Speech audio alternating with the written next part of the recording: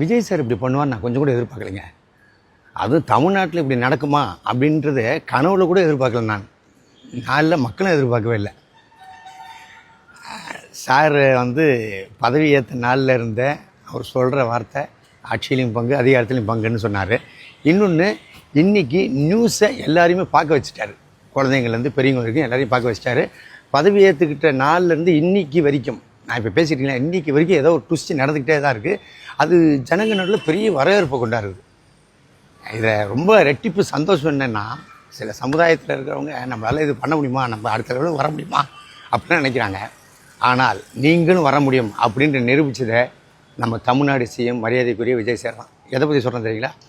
பட்டியலத்தை சேர்ந்தவங்க 7 பேரை எம்எல்ஏ ஆக்கியிருக்கலாம், ஆனால் அமைச்சராகியிருக்காருங்க. இது எவ்வளோ பெரிய விஷயம். சாத்தியமாக இதுக்கு முன்னாடிலாம் இருந்துச்சு, ஏதாவது சாத்தியமா? இப்போ நடத்துகிறா இருப்பாங்க. அது பெரிய விஷயம். அதே மாதிரி பார்த்திங்கன்னா, அந்த இப்பவும் ஒருத்தருக்கு ரெஸ்பெக்ட் எப்படி கொடுக்குறாரு என்னன்றது நம்ம டெய்லி பார்க்குறோம். ஓகேங்களா? என்ன சொல்கிறது, தமிழ்நாடு உண்மையாகவே பெருமையாக இருக்குது இவரை சிஎம்மாக நம்ம தேர்ந்தெடுத்ததுக்கு. All the best sir. எப்பயும் சொல்கிறது தான், உங்களுக்கு உறுதுணையாக இருப்பேன். நன்றி.